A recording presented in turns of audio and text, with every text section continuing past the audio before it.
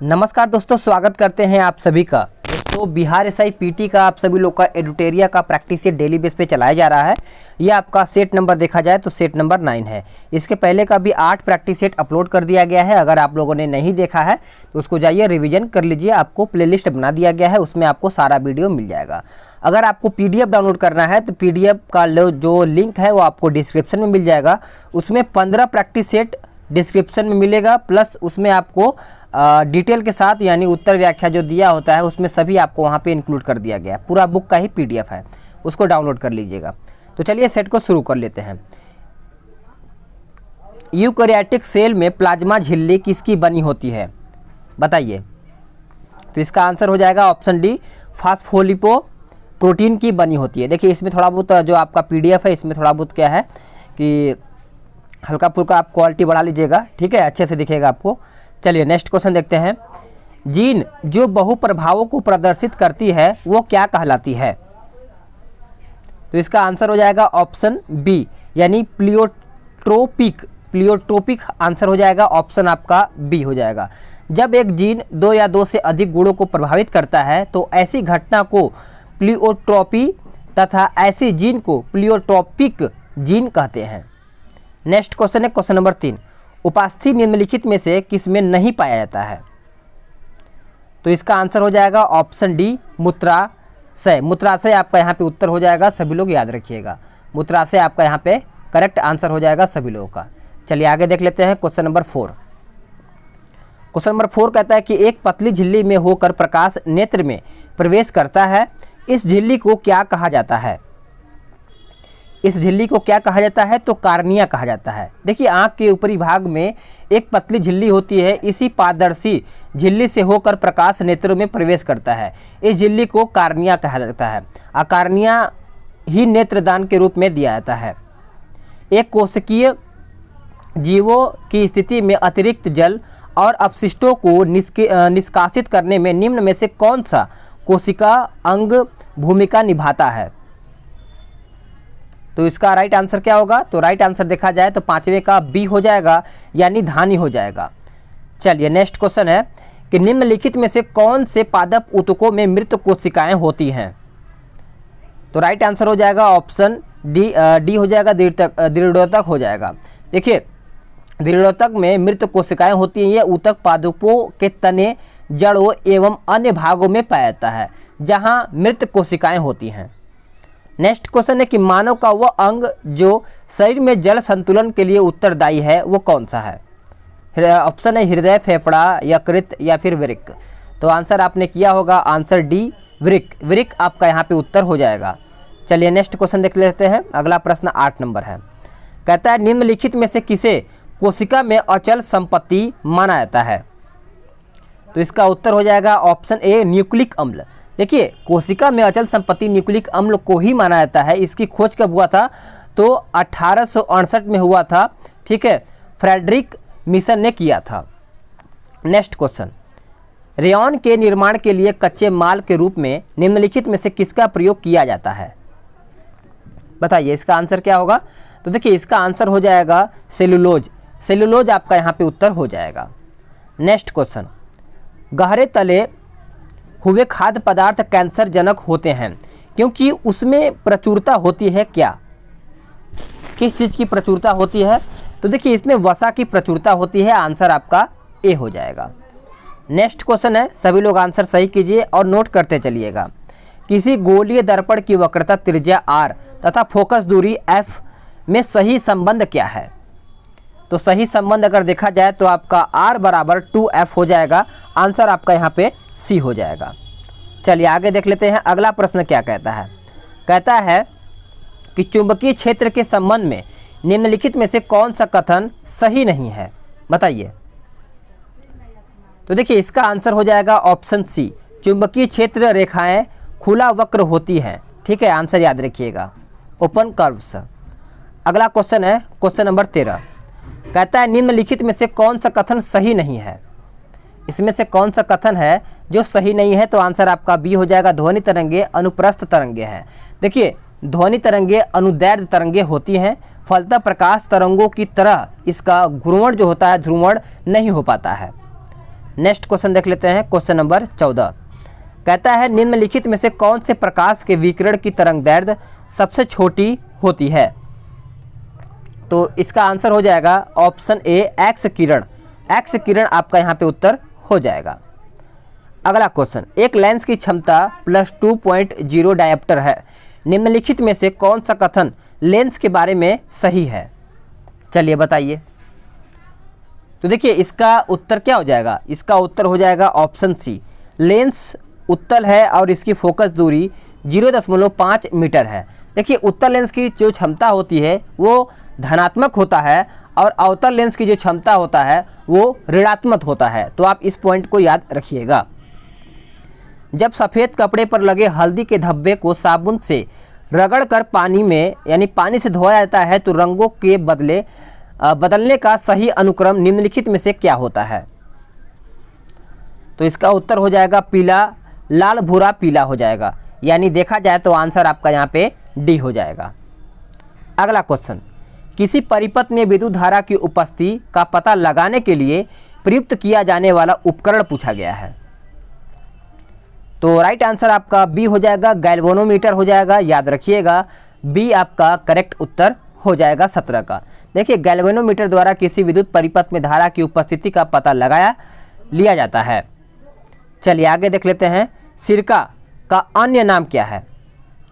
सिरका का अन्य नाम क्या है, तो याद रखिएगा एथेनोइक एसिड हो जाएगा। आंसर आपका यहाँ पे क्या हो जाएगा, ए हो जाएगा। अगर इसका सूत्र याद रखिएगा तो CH3COOH, इसे ही एसिटिक एसिड या फिर एथेनोइक एसिड कहा जाता है। चलिए आगे देखते हैं, विरंजक चूर्ण और DDT के बारे में निम्नलिखित में से कौन सा कथन सही है। तो इसमें से कौन सा कथन सही है, तो इसका आंसर हो जाएगा ऑप्शन सी, दोनों में क्लोरीन यौगिक होता है। देखिए ब्लीचिंग पाउडर CaOCl होता है, इन दोनों में क्लोरीन होता है।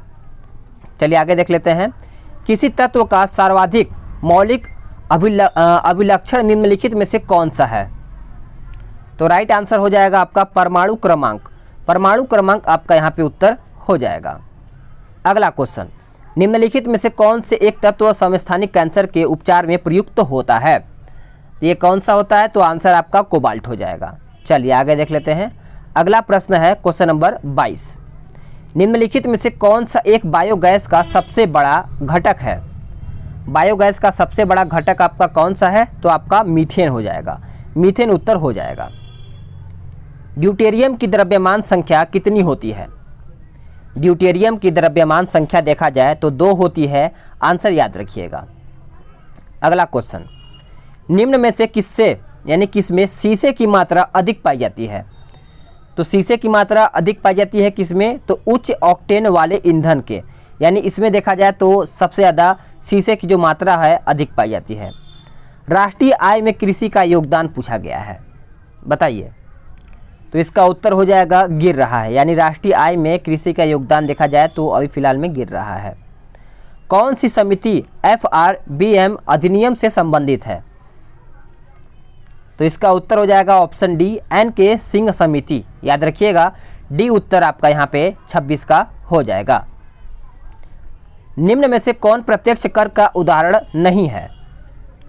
प्रत्यक्ष कर का उदाहरण नहीं है, तो आंसर आपका बिक्री कर हो जाएगा। आंसर आपका 27 का सी हो जाएगा। इस पॉइंट को याद रखिएगा।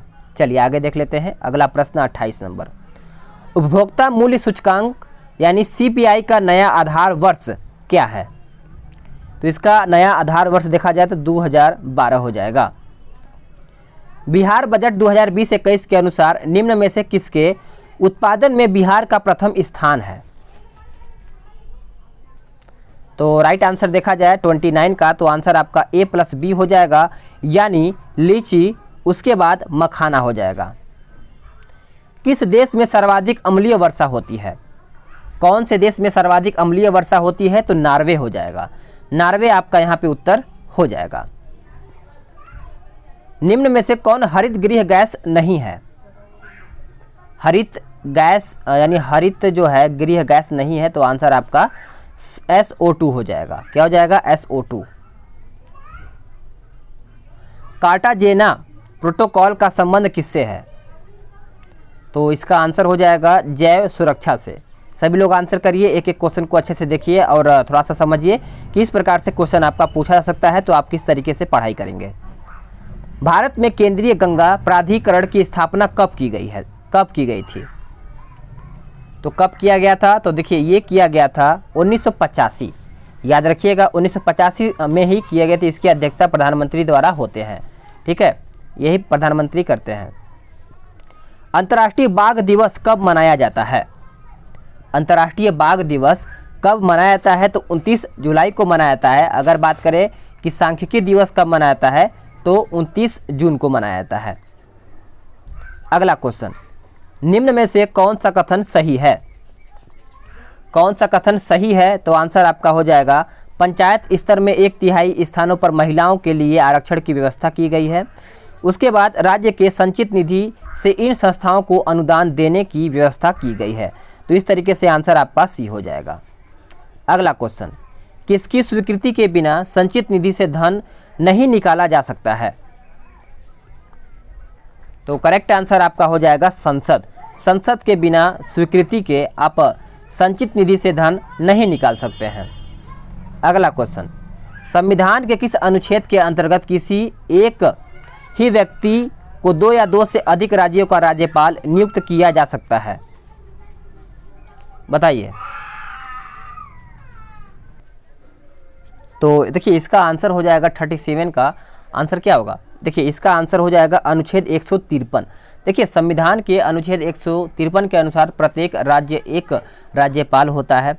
किसी एक ही व्यक्ति को 2 या 2 से अधिक राज्यों की राज्यपाल भी नियुक्त किया जा सकता है अनुच्छेद 153 में। 7वें संविधान संशोधन अधिनियम 1956 द्वारा इस प्रावधान को जोड़ा गया है। अगला क्वेश्चन देखते हैं, किसी राज्य विधानसभा में अधिकतम सदस्यों की संख्या हो सकती है कितनी? तो देखिए इसका आंसर हो जाएगा 500 तथा न्यूनतम देखा जाए तो 60 सदस्य हो सकते हैं। नेक्स्ट क्वेश्चन है कि निम्नलिखित में से कौन सा कथन सही नहीं है? तो सही नहीं है तो आंसर आपका हो जाएगा ऑप्शन बी, विधानसभा की बैठक के लिए गणपूर्ति कुल सदस्यों की संख्या 1/10। करेक्ट आंसर आपका क्या हो जाएगा? 39 का, सॉरी माफ़ कीजिएगा, 39 का बी नहीं सी हो जाएगा, 1/6 होना चाहिए, ठीक है। यानी विधानसभा में 1/6 सदस्यों को राज्यपाल द्वारा मनोनीत किया जाता है, यह आपका नहीं है। भारतीय संविधान का कौन सा अनुच्छेद राष्ट्रीय मानवाधिकार आयोग का वर्णन करता है? तो हो जाएगा आंसर इनमें से कोई नहीं। देखिए राष्ट्रीय मानवाधिकार आयोग 1993 संवैधानिक आयोग न होकर संविधिक आयोग है, क्योंकि इनकी स्थापना संसद के अधिनियम के द्वारा की गई है। अगला क्वेश्चन देख लेते हैं। अगला प्रश्न है 41 नंबर, कहता है कि निम्न में से कौन सा कथन सही सुमेलित है? चलिए बताइए। तो देखिए इसका आंसर हो जाएगा संघ लोक सेवा आयोग एवं स्वतंत्र संवैधानिक निकाय की निकाय या संस्था है, यह आपका आंसर 41 का ए हो जाएगा। अगला क्वेश्चन है, कहता है कि भारत के इसको अच्छे से थोड़ा सा देखिएगा, कहता है भारत के महान्यायवादी के संदर्भ में कौन सा कथन गलत है? ये प्रश्न पूछा गया है। तो इसका आंसर देखिए बी हो जाएगा, महान्यायवादी संसद का सदस्य नहीं होता है परंतु मत देने का अधिकार है, ये आपका ऑप्शन 42 का गलत है। अब इसको जानिए, भारत का महान्यायवादी संसद का सदस्य नहीं होता है, लेकिन वह किसी भी सदन में या उसकी समिति की बैठक में बोल सकता है, किंतु उसे मत देने का अधिकार नहीं है अनुच्छेद 88 के तहत। उपराष्ट्रपति के संदर्भ में कौन सा कथन सही है? तो उपराष्ट्रपति के संदर्भ में देखा जाए तो आंसर आपका डी हो जाएगा। उपराष्ट्रपति को राज्यसभा के तत्कालीन कुछ सदस्यों के बहुमत द्वारा संकल्प पारित कर हटाया जा सकता है। अगला क्वेश्चन, निम्न में से कौन सा कथन सही सुमेलित नहीं है? तो सही सुमेलित कौन सा नहीं है? तो याद रखिएगा आंसर आपका सी हो जाएगा, कृषि और पशुपालन अनुच्छेद 48 क। कृषि और पशुपालन अनुच्छेद 48 में है, ना कि 48 क। अगर बात करें 48 क में क्या है, तो 48 क में देखा जाए तो पर्यावरण का संरक्षण तथा संवर्धन और वन्य एवं वन्य जीवों की रक्षा का प्रावधान 48 क में है, ठीक है। चलिए अनुच्छेद 371 क में किस राज्य के संबंध में विशेष उपबंध किया गया है? तो इसका आंसर देखा जाए तो आंसर हो जाएगा, आंसर क्या डी हो जाएगा, नागालैंड। निम्नलिखित में से कौन सही सुमेलित नहीं है? एक ज्वालामुखी और देश दिया गया है, तो इसका आंसर हो जाएगा ऑप्शन सी, देवबंद पाकिस्तान। ये आपका गलत है, ईरान का देवबंद है, ये आप याद रखिएगा। अगला क्वेश्चन, पृथ्वी की आंतरिक संरचना के दृष्टि से किस भाग का निर्माण मुख्यतः सिलिका और मैग्नीशियम से हुआ है? तो इसका आंसर हो जाएगा ऑप्शन बी, मेंटल। नदियों के द्वारा लाए गए जलोढ़ से निर्मित मैदान को किस नाम से जाना जाता है? बताइए, इसका आंसर हो जाएगा निक्षेपात्मक मैदान हो जाएगा। आंसर आपका देखा जाए तो ए हो जाएगा। नेक्स्ट क्वेश्चन, निम्नलिखित पर्वत श्रेणियों पर विचार कीजिए तथा उन्हें उत्तर से दक्षिण के सही क्रम में व्यवस्थित करके बताइए। तो इसका आंसर किस तरीके से करेंगे आप? तो देखिए, इसका आंसर क्या होगा? इसका आंसर आपका 3 1 4 2 हो जाएगा, 3 1 4 2। ठीक है।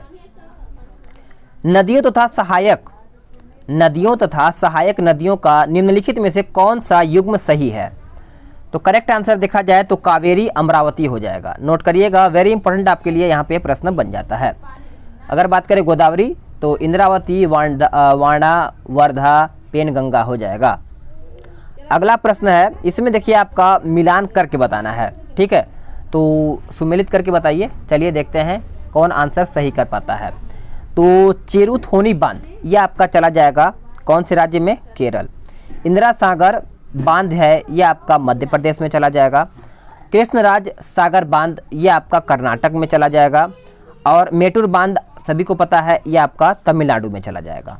चलिए अगला देख लेते हैं कि भारत में निम्नलिखित में से किस एक वन प्रारूप में सागौन टीक एक प्रभावी वृक्ष प्रजाति है?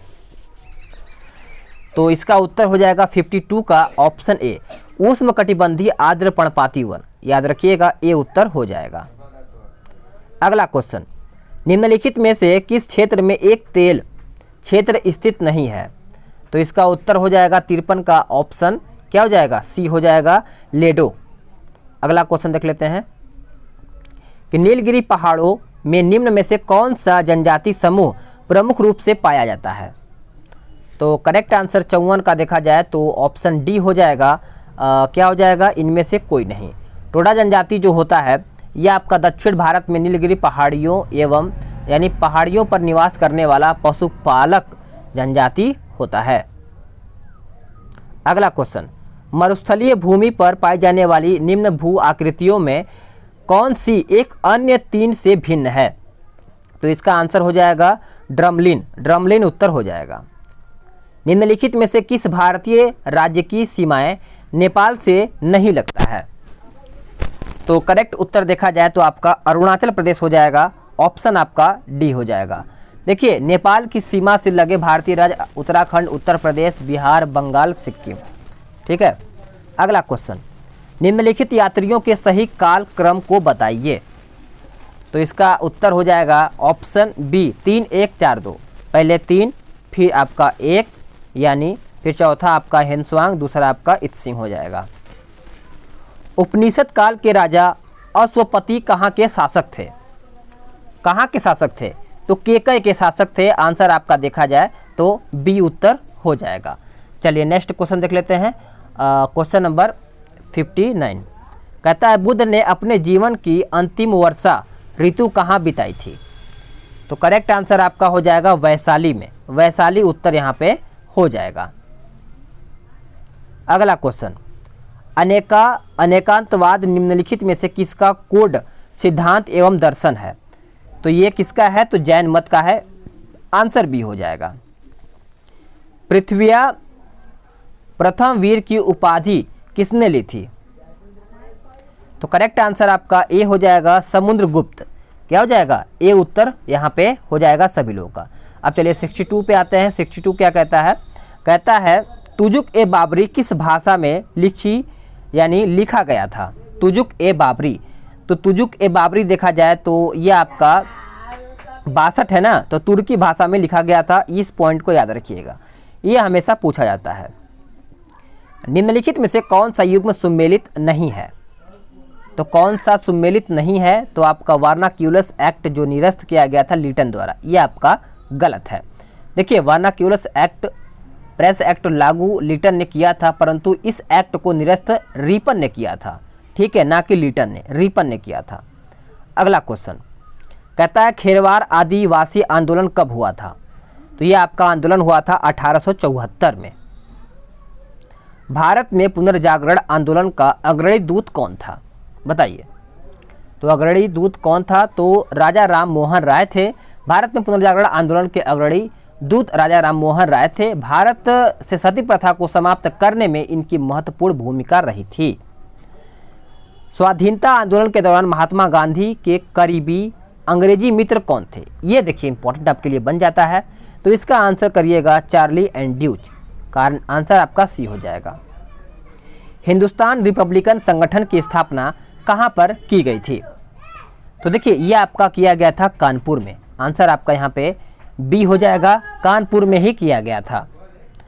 1932 में पूना पैक्ट के बाद हरिजन सेवक संघ की स्थापना हुई थी। इसके अध्यक्ष कौन थे? तो इसके अध्यक्ष देखा जाए तो आंसर आपका यहाँ पे घनश्याम दास बिड़ला हो जाएगा। आंसर आपका सी हो जाएगा। 1919 में जलियांवाला बाग कांड के समय भारत का वायसराय कौन था? तो भारत का वायसराय देखा जाए तो लॉर्ड चैम्सफोर्ड था। आंसर आपका डी हो जाएगा। ये हुआ कब था? तो 13 अप्रैल, याद रखिएगा 13 अप्रैल 1919 को ये हुआ था। पंजाब के अमृतसर में घटना हुई थी। अंतर्राष्ट्रीय शांति दिवस 2020 का थीम वैसे क्या था? तो इसका याद रखिएगा सेपिंग पीस टुगेदर। आंसर बी हो जाएगा सभी लोगों का। इसरो की वाणिज्यिक इकाई न्यू स्पेस इंडिया के चेयरमैन कौन नियुक्त हुए हैं? तो करेक्ट आंसर देखा जाए 71 का, तो ऑप्शन आपका जी नारायण हो जाएगा। निम्न में से कौन वियतनाम की राजधानी है? तो वियतनाम की राजधानी याद रखिएगा हनोई हो जाएगा। अगला क्वेश्चन, जुलाई 2020 में स्मृति वन का उद्घाटन कहाँ पे किया गया है? तो ये कहाँ पे किया गया है? तो याद रखिएगा स्थल में किया गया है। आंसर आपका क्या हो जाएगा? सी हो जाएगा। चलिए अगला क्वेश्चन है कि अमेजिंग अयोध्या पुस्तक के लेखक कौन है? अमेजिंग अयोध्या पुस्तक के लेखक कौन है? तो नीना राय। नीना राय को याद रखिएगा, ये प्रश्न आपका पूछा जा सकता है। जनवरी 2021 में जारी हेनले पासपोर्ट इंडेक्स 2021 में भारत का स्थान क्या रहा है? तो भारत का स्थान याद रखिएगा 85 नंबर पे है, यानी 85 आपका यहाँ पे हो जाएगा। हाल ही में सोमालिया में भारतीय राजदूत कौन नियुक्त हुए हैं? तो करेक्ट आंसर आपका ए हो जाएगा वीरेंद्र कुमार पाल। क्या हो जाएगा? वीरेंद्र कुमार पाल आपका यहाँ पे उत्तर हो जाएगा। जनवरी 2021 में इंजीनियर पुरस्कार 2020 से किसे सम्मानित किया गया है? तो ये सम्मानित किया गया है वी.के. यादव को। आंसर आपका सी हो जाएगा। ठीक है, ये पूर्व रेलवे बोर्ड के अध्यक्ष वी.के. यादव को सम्मानित किया गया है। अगला क्वेश्चन 78, भारत का पहला सौर आधारित एकीकृत बहुग्राम जल आपूर्ति परियोजना कहाँ शुरू की गई है? तो ये कहाँ पर शुरू की गई है? तो सभी को पता होना चाहिए, आपका अरुणाचल प्रदेश हो जाएगा। ऑप्शन ए हो जाएगा। किस राज्य सरकार ने इंदिरा गांधी मातृत्व पोषण योजना की शुरुआत की है? तो करेक्ट आंसर आपका क्या हो जाएगा? ऑप्शन बी हो जाएगा राजस्थान। नोट करिएगा। आगे देखते हैं। अगला क्वेश्चन है कि निम्न में से किनकी मृत्यु कोरोना काल में हुई थी? कोरोना काल में हुई थी तो इनमें से सभी हो जाएगा। जैसा कि मैंने इसके पहले वाले सेट में बताया था, राजीव त्यागी, उसके बाद अमर सिंह और राहत इंदौरी। सागर कवच नामक तटीय सुरक्षा अभ्यारण्य यानी अभ्यास कहाँ पर संपन्न हुआ था? तो ये देखा जाए तो आपका आंसर सी हो जाएगा, पारादीप तट हो जाएगा। फल सब्जियों के लिए न्यूनतम आधार मूल्य निर्धारित करने वाला देश का पहला राज्य कौन बन गया है? तो इसका उत्तर याद रखिएगा 82 का उत्तर हो जाएगा केरल। अगला क्वेश्चन, पहली बार किस पहली नॉन इंग्लिश फिल्म को ऑस्कर 2020 में सर्वश्रेष्ठ फिल्म का अवार्ड दिया गया है? तो ये अवार्ड दिया गया है पैरासाइट को, आंसर बी हो जाएगा। किस व्यक्ति को वर्ष 2019 के व्यास सम्मान के लिए चुना गया है? किसको चुना गया है? तो सभी को पता है, नासिरा शर्मा हो जाएगा, आंसर डी हो जाएगा।